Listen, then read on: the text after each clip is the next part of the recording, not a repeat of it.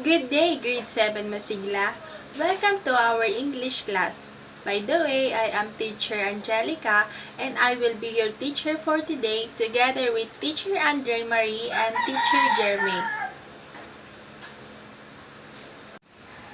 Our topic is about paragraph. And let's discuss what is paragraph all about. So a paragraph contains a group of sentences arranged in a certain order. A sentence states an idea. A paragraph develops an idea, and paragraphs grow out of sentences. And now let's talk about the basic parts of a paragraph. The paragraph has three basic parts, and number one of it is the topic sentence. It is usually the first sentence in the paragraph. Number two, supporting sentences. They support the information of the topic sentence. It includes specific details. Number 3 was the conclusion. It reminds what the topic sentence was about. So now we have an example of illustration of the basic parts of a paragraph. And as you can see to the example, the green highlighted text was the topic sentence, and then the black text was the details or supporting sentences, and the red one was the conclusion or concluding sentence. Paragraph has three basic features. Number 1, unity. Unity in the paragraph means oneness of idea. A good paragraph possesses unity when all the sentences develop the main idea. Unity in the paragraph is achieved by the use of 1.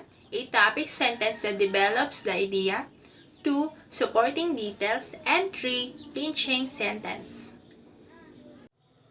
Number 2 is completeness. Completeness is achieved in a paragraph if it says all that is intended to say. It includes enough and only enough examples. Another basic features of paragraph is coherence. The word coherence is derived from the word cohere, literally means to hold together.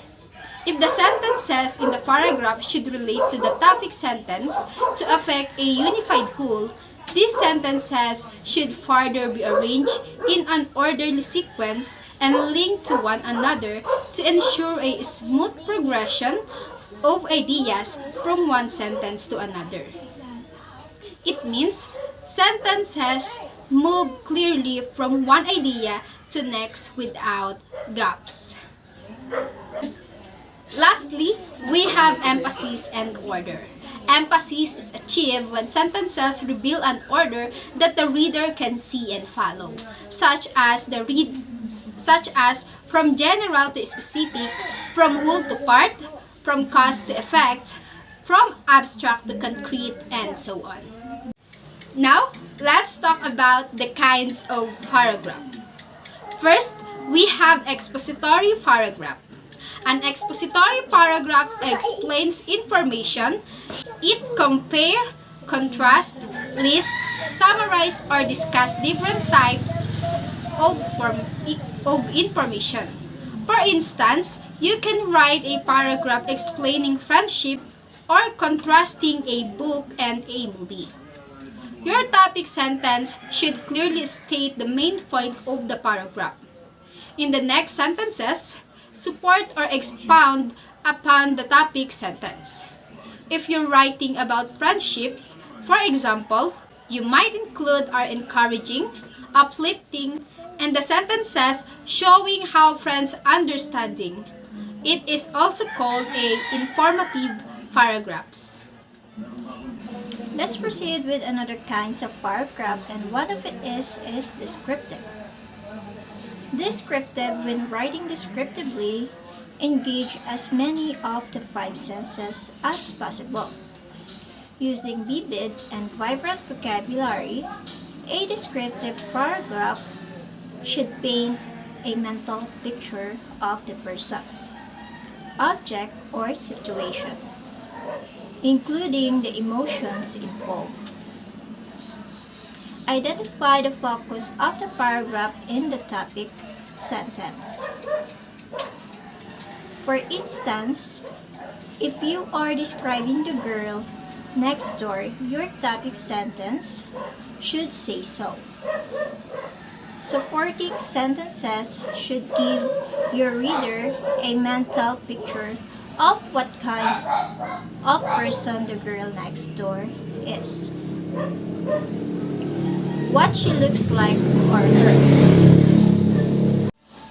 A narrative paragraph helps tell a story. It should express the chronology of a specific event and gives enough information that the reader can understand not only the order of the event, but the entire event itself. Using a narrative paragraph, you can fill in the gap between describing the girl next door and explaining the value of her friendship. You might use a narrative paragraph to tell about yesterday in the park when you fell off your bike as you tried to do a trick and the girl encouraged you to try again. Persuasive. Persuasive paragraphs are intended to gain the reader's support concerning a specific topic. They support your argument and draw the reader to your conclusion. If you are running for president of the Homeowners Association, for example, you might write a paragraph telling the reader why you are the best candidate. Your supporting sentences include evidence of your attention to yard care, your ability to handle money, and a counter to the idea that you are disorganized. Your concluding sentence tells the reader what action she should